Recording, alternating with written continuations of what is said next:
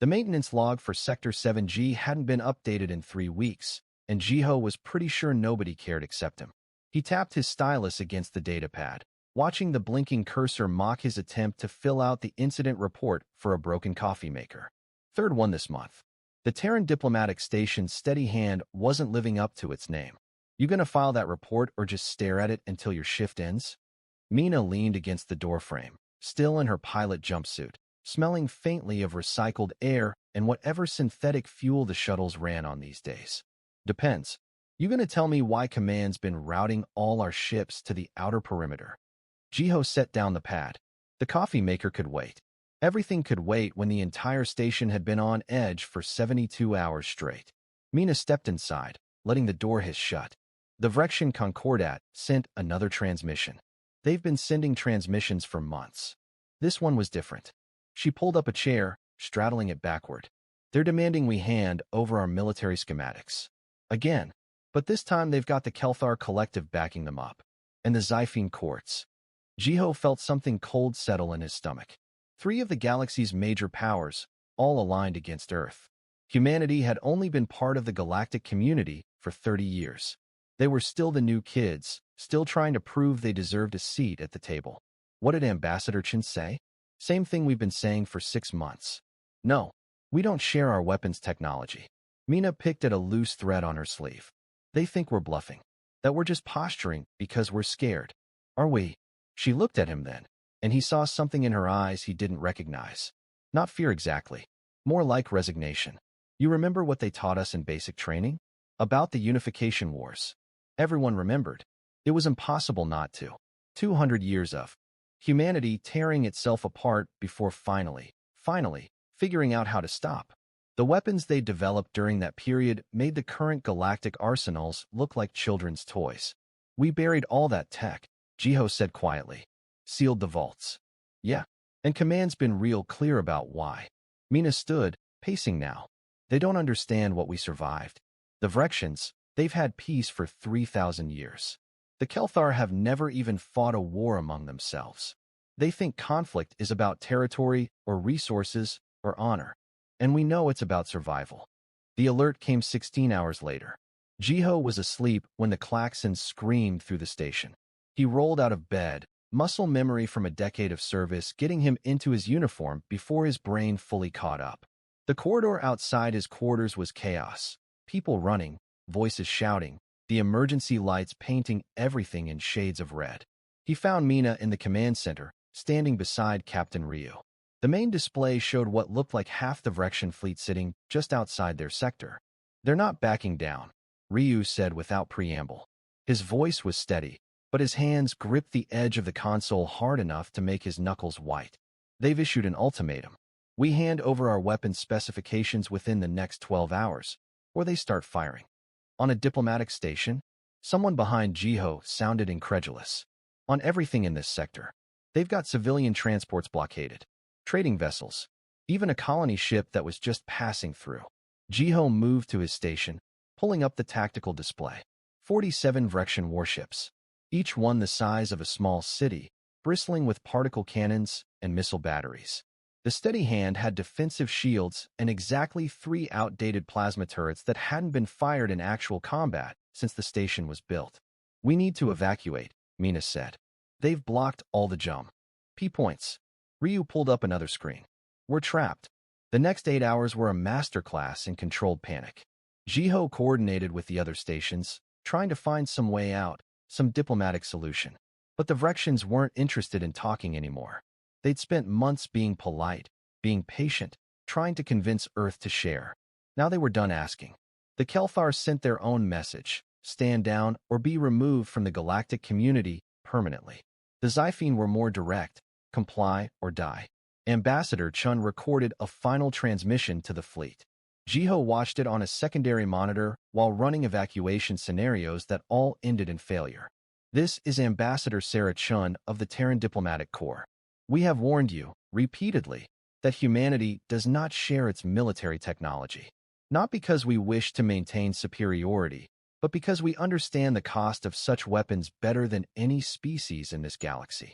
We have seen what happens when advanced warfare technology spreads without the wisdom to control it. We have buried billions of our own people because of that mistake. We will not be responsible for spreading that devastation to the stars."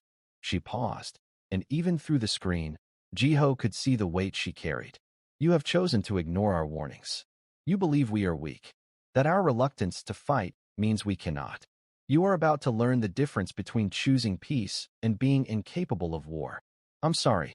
I'm so sorry." The transmission ended. "What does that mean?" Jiho looked at Mina. "We don't have any weapons. We're a diplomatic station." "We don't." Mina's face was pale. "But Earth does." The Vrexian flagship Eternal Glory was 4 kilometers long and had enough firepower to glass a planet. Its commander, War Chieftain Krell-UX, watched the human station with satisfaction. Finally, the soft-skinned newcomers would learn their place. The galaxy had rules. The strong commanded respect. T through strength. These humans, with their talk of peace and their refusal to share, had forgotten that fundamental truth. "Charge all weapons batteries," he ordered. "Target their shield generators first. I want them helpless but alive. They'll be more cooperative when they're floating in the vacuum." His tactical officer hesitated. "Sir, we're receiving another transmission. From Earth itself." "Ignore it." More begging, no doubt. "Sir, it's a warning. They're saying we have 60 seconds to withdraw all forces from Sector 7G or face immediate military response." Krell-UX laughed. The sound echoed through the bridge. "They have no military forces in this sector. We've been monitoring them for months. Show me their precious fleet." The display remained empty except for the Vrexian ships and the helpless station. "They're bluffing." "Fire on my." The sensor screamed. 37 jump points opened simultaneously around the Vrexian fleet, and through them came something that made Krell-UX's 3 hearts freeze in his chest. They weren't ships. Not in any sense he understood. They were geometric nightmares, shapes that hurt to look at, bristling with weapons systems he couldn't identify. Some were massive, the size of moons. Others were small, darting things that moved faster than his sensors could track. "Shields up. All batteries fire at will." But the human fleet, and it was a fleet, there had to be hundreds of them, didn't fire. They just sat there, surrounding the Vrexian forces completely, weapons armed and ready. A transmission came through. Audio only. "This is Admiral Kim Ji-woo of the Terran Defense Fleet. You have 30 seconds to power down your weapons and withdraw from this sector. This is your only warning. We outnumber you." Krell-UX shouted at the screen, even though he wasn't sure that was true anymore. The sensors kept finding more human ships, appearing from nowhere. "The entire Concordat stands behind us. The Kelthar, the Xiphene, too. NTY seconds. This is an act of war against 3 galactic powers. You'll be hunted to extinction. 10 seconds. Krell-UX looked at his tactical officer. The younger Vrexian's scales had gone pale. "Sir, they're targeting everything. Every ship. Multiple locks on each vessel. I've never seen targeting arrays this precise. And the energy readings from their weapons." His voice cracked. "Sir, one of those ships could destroy our entire fleet." 5 seconds. "Stand down," Krell-UX whispered. Then louder, "Stand down. All ships, power down weapons. Retreat to the designated coordinates." The Vrexian fleet began to withdraw, moving slowly, carefully, like prey trying not to startle a predator. The human ships tracked them the entire way, weapons still hot, until the last Vrexian vessel jumped out of the sector. Then they vanished. Every single one. Jump points collapsed, and the space around the steady hand was empty again. On the station, Jiho realized he'd been holding his breath for the entire encounter. Around him, the command center was silent except for the quiet beeping of monitors. "Did that just happen?" someone whispered. Captain Ryu collapsed into his chair. "Give me a direct line to Fleet Command. I want to know where the hell that fleet came from and why we didn't know about it." But Jiho was looking at Mina, and she was smiling. Not a happy smile. A sad one. "We knew," she said quietly. "Command knew. They've always known. We just hoped we'd never need them." The aftermath was chaos of a different sort. Within hours, the galactic community was in uproar. The Kelthar Collective demanded explanations. The Xiphene courts withdrew their ambassadors. Dozens of smaller powers that had been considering aligning against Earth suddenly decided neutrality sounded pretty good. And the Vrexians sent a delegation.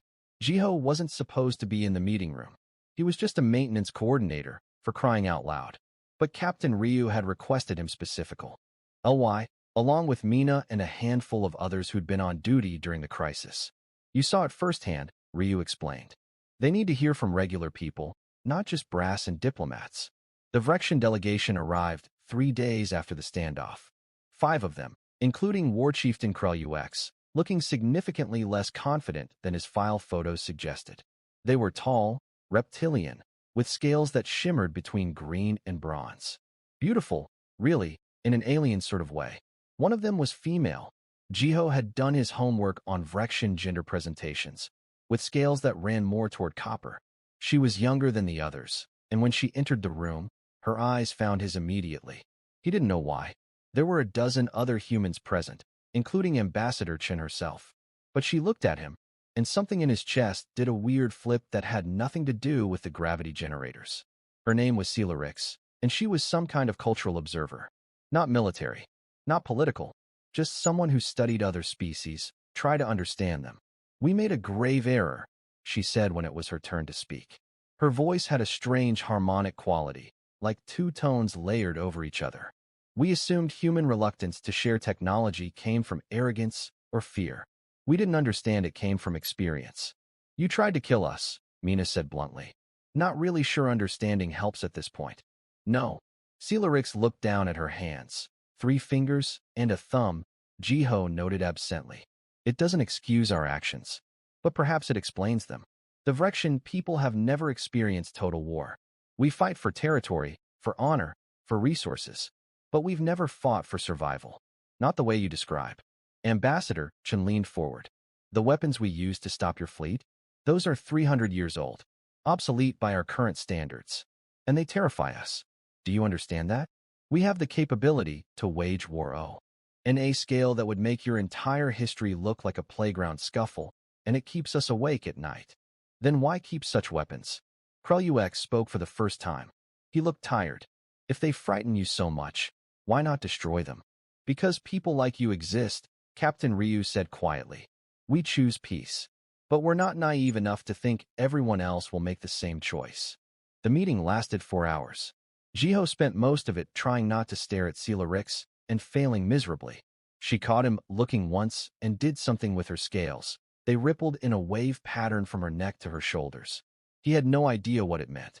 After the formal discussion ended, there was a reception. Diplomatic necessity. Jiho grabbed a glass of something that was supposed to be wine but tasted like recycled astringent and found a corner to hide in. Your beverage is unpleasant, a harmonic voice said beside him. He nearly dropped the glass. Celarix had somehow crossed the room without him noticing. Yeah, well, we're a diplomatic station, not a vineyard. He set the glass down. Can I help you with something? I wanted to apologize. Personally. Her scales rippled again, and this time he realized it was a nervous gesture, like a human fidgeting. I advised the Concordat that humans were likely exaggerating their capabilities. My cultural analysis was incomplete. You try to have us killed based on a cultural analysis? We tried to force you into compliance. The killing was meant to be a last resort. She paused. That sounds worse when I say it aloud. Despite everything, Jiho laughed. Yeah, it really does. I've been studying your species since we made contact, Celarix continued. She wasn't looking at him now, her eyes fixed on the viewport showing the stars beyond. But I was studying from a Vrexian perspective, trying to fit human behavior into frameworks I understood. I didn't consider that you might be operating from a completely different philosophical foundation. We're really big on those who don't learn from history are doomed to repeat it. Jiho moved to stand beside her. We repeated it a lot before we learned. Lost a lot of people in the process. Your warning transmission. The one Ambassador Chen sent. She said she was sorry. Celarix turned to look at him. Her eyes were golden, with vertical pupils. Why apologize for defending yourselves? Because we didn't want to scare you. We didn't want to be the monsters with the scary weapons that everyone's afraid of. We wanted to be, I don't know, friends, maybe, or at least neighbors who get along. He rubbed the back of his neck. Turns out that's not how the galaxy works. Perhaps it could be. Something in the way she said it made Jiho look at her more carefully. You really believe that? I don't know, but I'd like to try to understand. If you'd be willing to help. That was how it started. Not with romance, not really. Just curiosity and a shared desire to bridge a gap that had almost led to war. Celerix stayed on the station as part of the Vrexian diplomatic mission. Something about building cultural ties and improving relations. Jiho suspected it was also about making sure Earth didn't decide to retaliate, but he kept that thought to himself. She started visiting him in his office. At first, she claimed it was to understand human working conditions, but after the third visit where she just sat and watched him file maintenance reports, he called her bluff. "You're bored out of your mind in the diplomatic quarters, aren't you?" Her scales rippled in what he'd learned was amusement. The other delegates spend hours discussing trade agreements and territorial boundaries. It's exceptionally tedious. And watching me update the coffee maker incident log is better? You make interesting faces when you're frustrated with the system.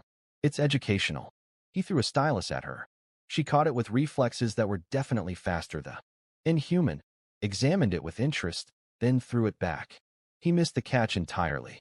"Your species has very poor hand-eye coordination," she observed. "Your species almost started a war because you couldn't take no for an answer." That's fair. Mina found them like that one afternoon, trading insults while Jiho tried to explain why the station's inventory system was held together with duct tape and prayer.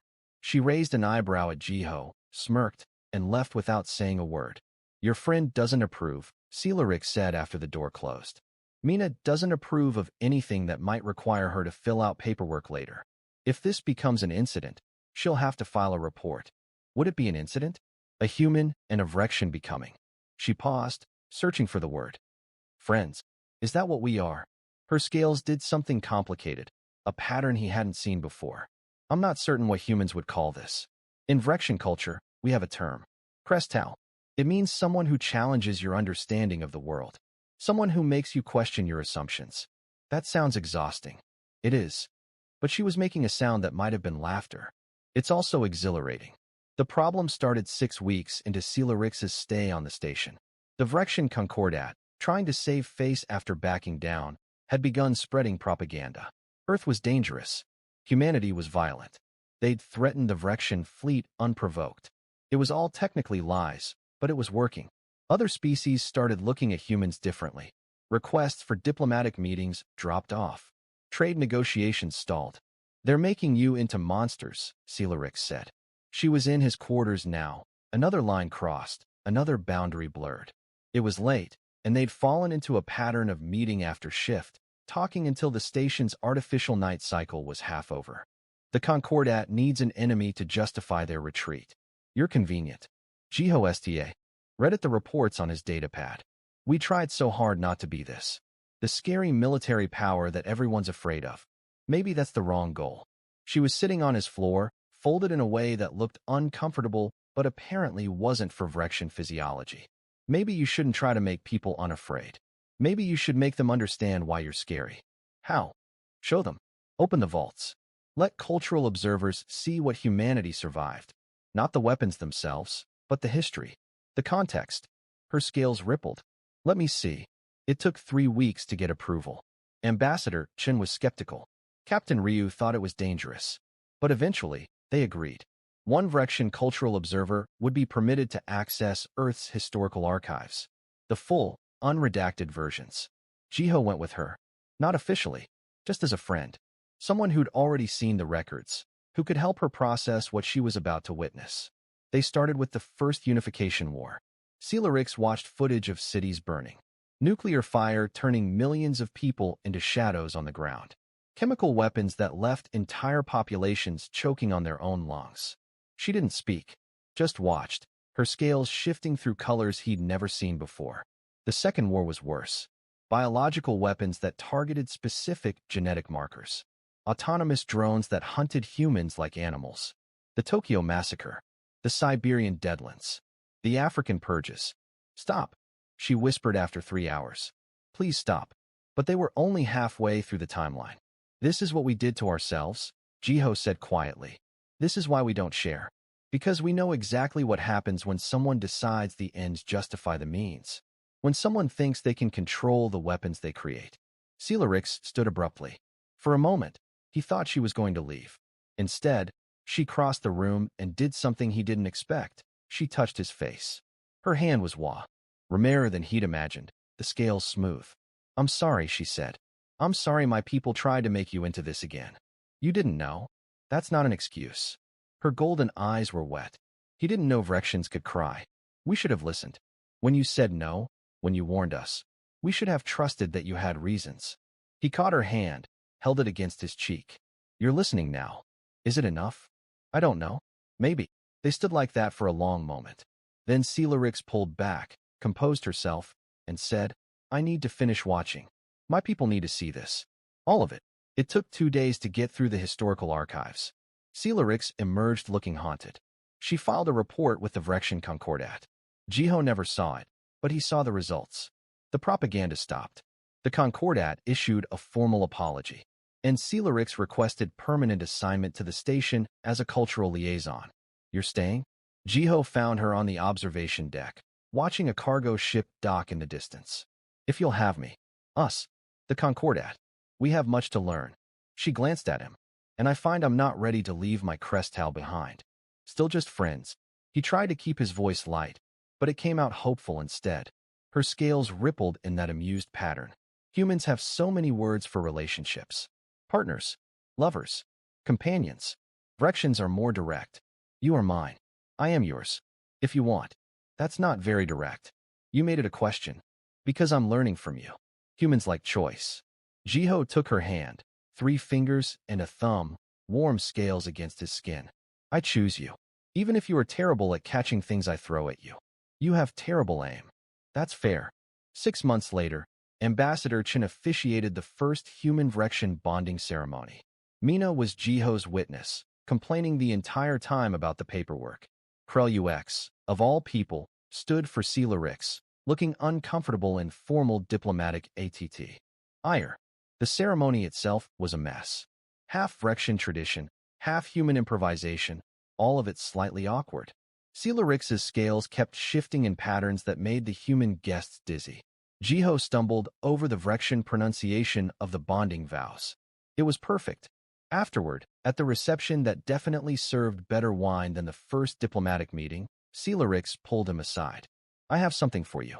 She produced a small data chip. The Concordat's official historical records of the standoff. And my full cultural analysis report. The one where I was spectacularly wrong about everything. Why would I want to read about you being wrong?